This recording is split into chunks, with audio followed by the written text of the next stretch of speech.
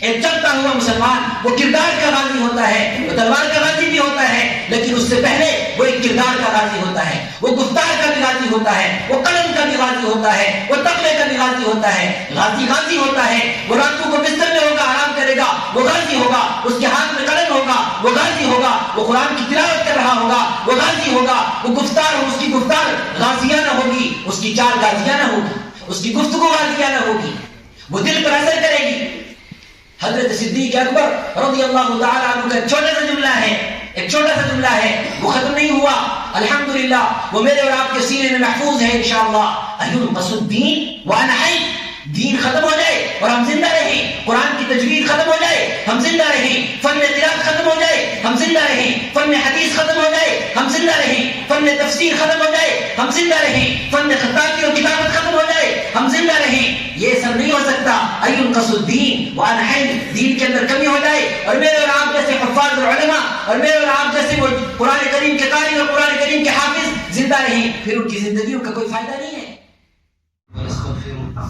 ونؤمن به ونتوكل عليه ونعوذ بالله من شرور أنفسنا ومن سيئات أعمالنا، من يهده الله فلا مضل له ومن يضلله فلا هادي له، ونشهد أن لا إله إلا الله ونشهد أن سيدنا ومولانا وسندنا محمدا عبده ورسوله، أما بعد فأعوذ بالله من الشيطان الرجيم، بسم الله الرحمن الرحيم۔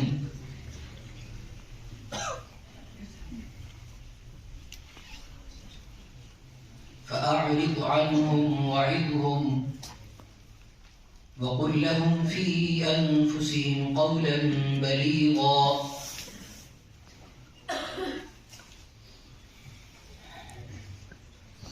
وقال الله تبارك وتعالى: والذين يقولون ربنا هب لنا من أزواجنا وذرياتنا قرة أعين واجعلنا للمتقين إماما، أولئك يجزون الغرفة بما صبروا ويلقون فيها تحية وسلاما، صدق الله العظيم۔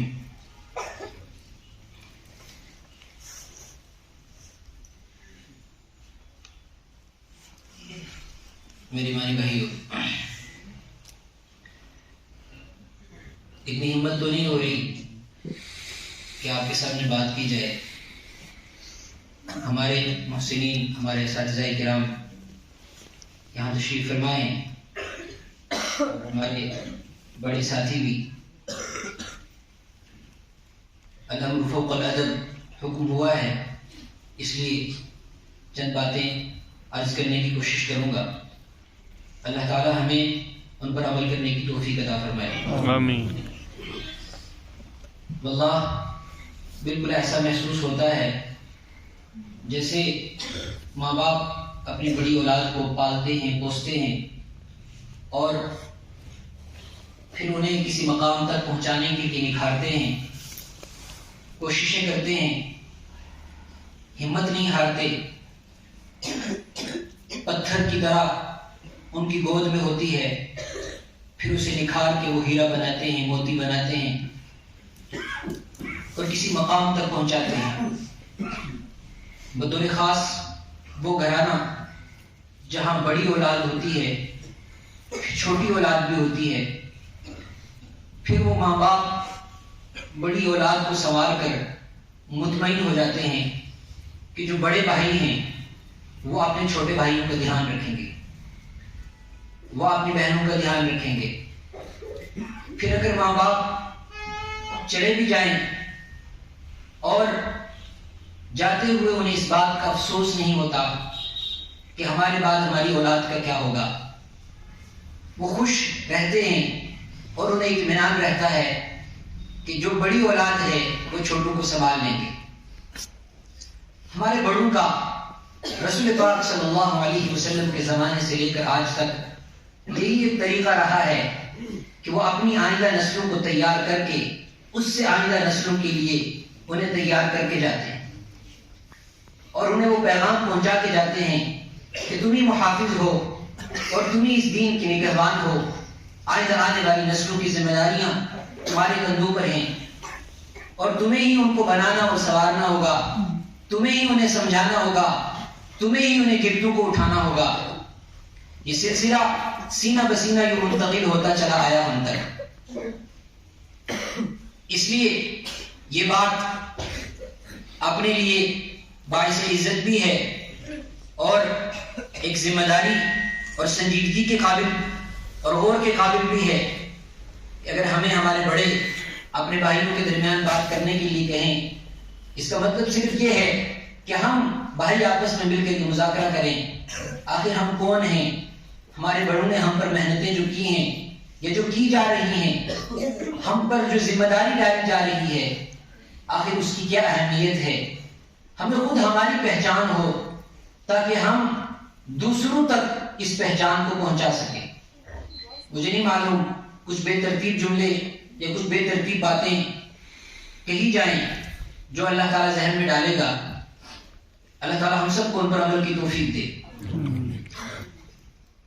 سب سے پہلے تو موضوع سے متعلق، چونکہ یہ ایک انجمن کا اختتامی پروگرام ہے، میں چند باتیں اس سے متعلق عرض کروں گا اور اس کے بعد چند باتیں جو عمومی میں اپنے بھائیوں سے کرنا چاہتا ہوں۔ ایک گھر میں بیٹھ کر، یہ ہمارا بچپن اسی جگہ پہ گزرا ہے، یہیں کی مٹی میں ہم کھیلے ہیں، لیکن وہ مٹی اور وہ بچپن گزرا ہوا آج آنکھوں کے سامنے ہے۔ اب وہ بچپن اس لیے یاد نہیں ہے کہ بچپن یہاں گزرا، بلکہ اس لیے زیادہ یاد ہے کہ بچپن میں ہمارے بڑوں نے جس مقصد کے لیے ہم پر محنتیں کی، یا ہم تمام ساتھیوں پر جو یہاں آپ کے اساتذہ کرام ہیں، یقیناً وہ ہمارے بڑوں کے لیے صدقہ جاریہ ہیں اور انشاءاللہ رہیں گی، اور آئندہ آنے والی نسلوں کے لیے ایک مشعل راہ بھی ثابت ہوگی انشاءاللہ تعالی۔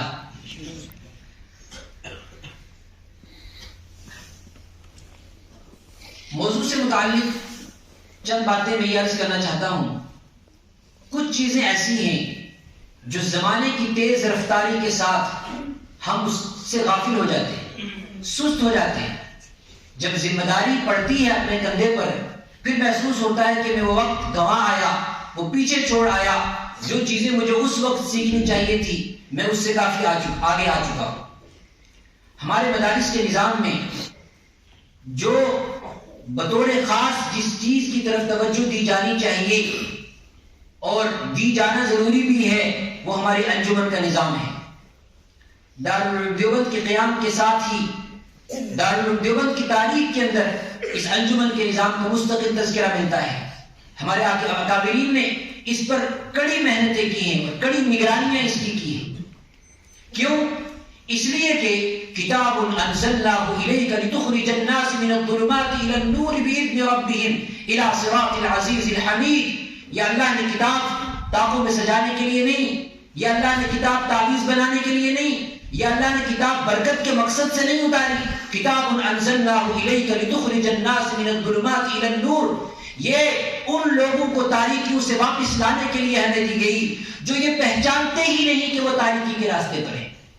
یہ ان لوگوں کو روشنی پر لانے کے لیے دی گئی جنہیں روشنی کے راہ کا پتہ نہیں ہے، جنہیں روشنی کی تعریف نہیں ہے، جنہیں روشنی کی پہچان نہیں ہے۔ وہ روشنی سے تاریکی سمجھ کے بھاگتے ہیں اور تاریکی کی طرف روشنی سمجھ کے جاتے ہیں۔ ذالک مبلغہم من العلم، ان کا علم وہاں لے جا رہا ہے جہاں سے ان کی واپسی کی کوئی امید نہیں ہے۔ وہ ہلاکت کے قریب جنت سمجھ کے جا رہے ہیں اور جنت کو جہنم سمجھ کے پیچھے ہٹ رہے ہیں۔ کتاب انزلناہ الیک، اور یہ چھوٹی بات نہیں ہے۔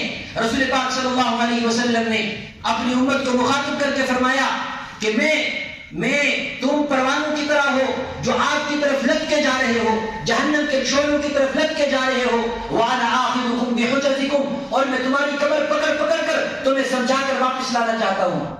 اس طریقے سے دنیا دیوانی ہے۔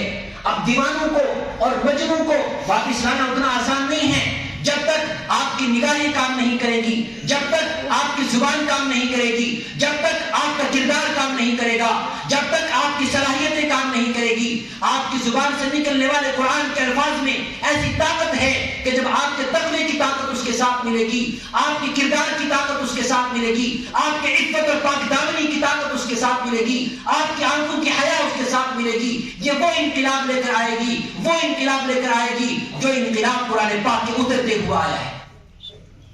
لیکن اس کے لیے شرط یہ ہے، اس کے لیے شرط یہ ہے کہ کردار ویسا ہو، اس کے لیے شرط یہ ہے کہ گفتار ویسی ہو، اس کے لیے شرط یہ ہے ہماری پاک دامنی اور تقوی کا معیار ویسا ہو۔ یہ انجمن کا جو معیار ہے یہ ہمارے کردار کے ساتھ ساتھ، ہمارے تقوی کے ساتھ ساتھ، ہماری علمی صلاحیتوں کے ساتھ ساتھ ہماری گفتار کو مہمیز لگاتا ہے، ہماری گفتار کو درست کرتا ہے، ہمارے چال چلن کو درست کرتا ہے، ہمارے اٹھنے بیٹھنے کے سلیقے کو جو سنت کے کردار میں ڈھالاتا ہے۔ اس طریقے سے ایک سنت کے کردار میں اتر کر جب خطیب کھڑا ہوتا ہے، ایک سنت کے کردار میں اتر کر اعتماد کے ساتھ، سیلف کانفیڈنس کے ساتھ جب کھڑا ہوتا ہے اور موتی کی طرح اس کی زبان سے جب قرآن کی آیتیں نکلتی ہیں، جب دل سے نکلتی ہیں، آنکھوں کے چشمے جاری ہوتی ہیں، دل پر اثر ہوتا ہے، یوں ہی نہیں بس کچھ بھی رٹ لیا اور اس کا اثر ہو جائے نہیں۔ جب رسول پاک صلی اللہ علیہ وسلم تلاوت کرتے تھے، جب آپ خطبہ دیتے تھے، جب صدیق اکبر خطبہ دیتے تھے، جب عمر فاروق خطبہ دیتے تھے، جب میدان رضمدہ کے اندر جب خالد بن ولید خطبہ دیتے تھے، ان کی ایک چھوٹی چھوٹی تقریریں، ان کے چھوٹے چھوٹے جملے پورے کے پورے لشکر کے اندر راشد علی کر روب تاری کر دیتی تھی، وہ دشمن کو مرعوب کر دیتی تھی۔ اور اسی کیفیت کے لیے اللہ تبارک و تعالیٰ نے ارشاد فرمایا، اعدوا لهم ما استطعتم من قوة، جو تمہارے پاس طاقتیں ہیں تم دشمنوں کے لیے اسے تیار رکھو۔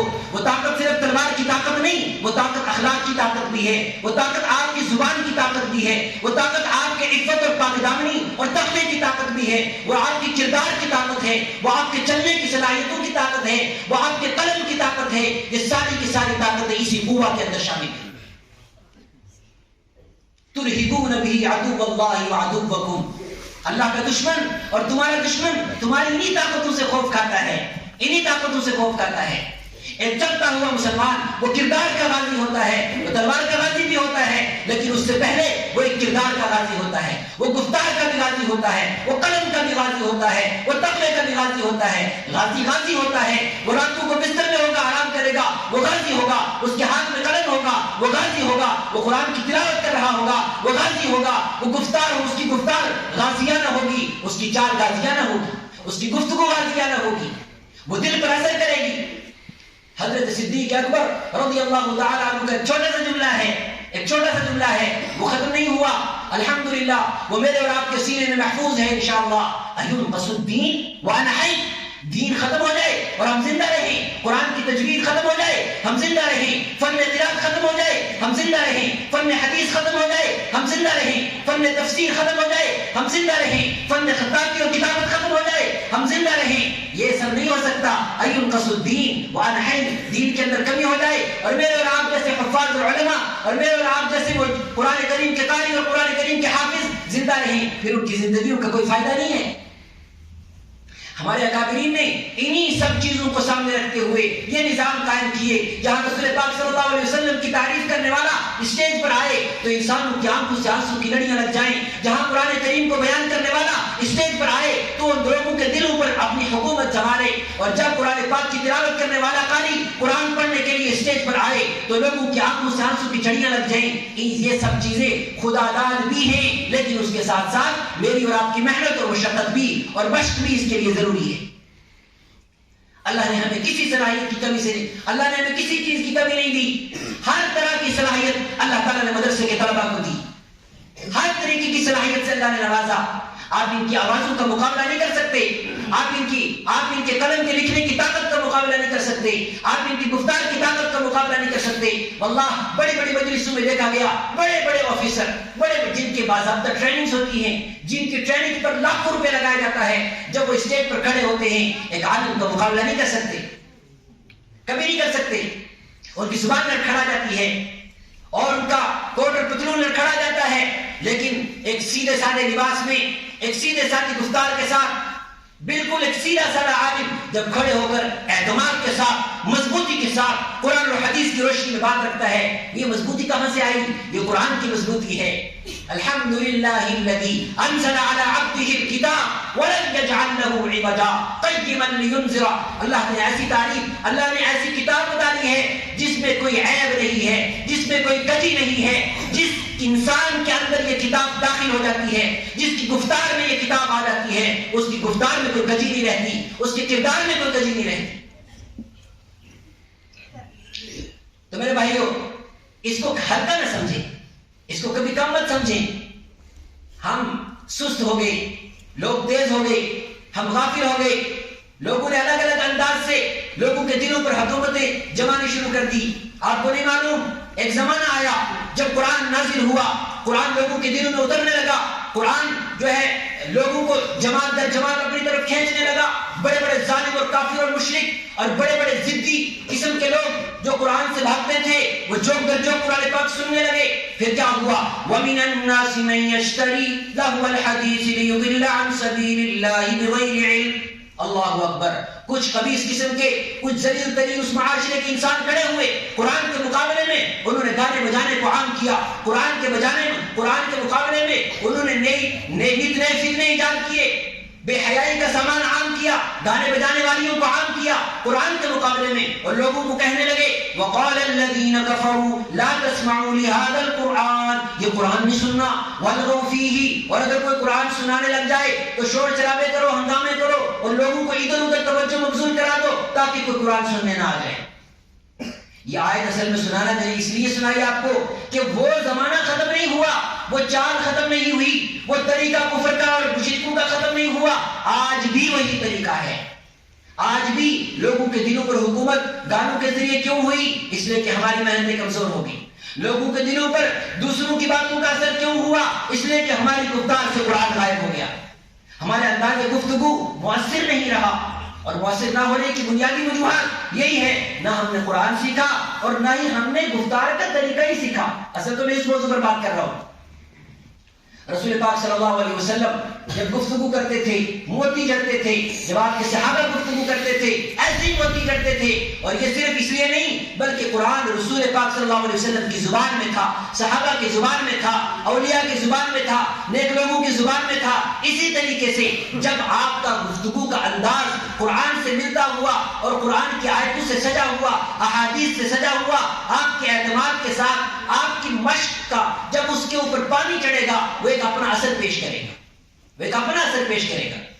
اس لیے ہمارے مفتی صاحب رحمۃ اللہ علیہ فرمایا کرتے تھے کہ دیکھو گونگے مولوی مت بنو، گونگا مولوی کسی کام کا نہیں ہے. ٹھیک ہے، اپنی علمی صلاحیت اپنی جگہ ایک دائرہ ہے اور بہت بڑا دائرہ ہے، لیکن امت کو اگر تاریکیوں سے نکالنا ہے تو آپ کی زبان کھلنی چاہیے، آپ کو قرآن بیان کرنا آنا چاہیے، آپ کو حدیث بیان کرنے آنی چاہیے، آپ کو لوگوں کے دلوں پر حکومت کرنا آنا چاہیے. اس لیے نہیں کہ ہمیں کوئی جاہ و جلال چاہیے، الا ابتغاء مرضات اللہ، الا ابتغاء مرضات اللہ، صرف اللہ کو راضی کرنے کے لیے، اللہ کے بندوں کو اللہ سے ملانے کے لیے گھومے ہوئے اور بھولے بسرے ہوئے راستوں سے، بھٹکے ہوئے راستوں سے انسانیت کو رشد و ہدایت سے لانے کے لیے. اور یہ خطابت کا میدان اتنا آسان نہیں ہے. اس اعتبار سے تو آسان ہے کہ اگر مشق کی جائے اور اس پر محنت کی جائے آپ ایک اچھے بولنے والے بن سکتے ہیں، لیکن جو اخلاص کے ساتھ جس طریقے سے آپ کو گفتگو کرنی ہے، جب آپ گفتگو کرنے کے لیے عوام کے سامنے بیٹھیں گے، شیطان آپ پر وہ حملہ کرے گا جو مالدار کے اوپر نہیں کر سکتا. شیطان آپ کے اوپر وہ حملہ کرے گا جو دنیا دار کے اوپر نہیں کر سکتا، جو کسی سیاسی تقریر کرنے والے پر نہیں کر سکتا. وہ یہاں سے کرے گا کہ آپ کو اسی خطابت کے ذریعے جہنم میں پہنچانے کی کوشش کرے. وہاں سے بھی بچنا ہوگا. ہمارے مولانا سلمان صاحب بجنوری دعوت برکاتہ العالیہ وہ فرمایا کرتے تھے کہ لوگ سمجھتے ہیں کہ تقریر کرنے والا جو ہے بڑے مزے مارتا ہے، ادھر سے گاڑی میں بیٹھتا ہے ادھر جا کے تقریر کرتا ہے، ادھر سے گاڑی میں بیٹھتا ہے، واہ واہ کیا مسافر ہو رہے، بڑے بڑے پیسے جو ہے اس کی جیبوں میں جا رہے ہیں، اور لوگ دیکھ دیکھ کر اسے خوش ہوتے ہیں اور سوچتے کاش ہمارا بچہ بھی ایسے ہی ہوتا. حالانکہ یہ نہیں جانتے کہ وہ خود کس جگہ پر بیٹھا ہے، وہ آگ کے انگاروں پر ہے. اگر اس کے دل میں اتنی سی بھی بات آ گئی، واہ یار کیا زبردست بات ہے میری، اے سارے لوگ مجھے بڑے غور سے سن رہے ہیں، گیا جہنم میں، سب کچھ ختم.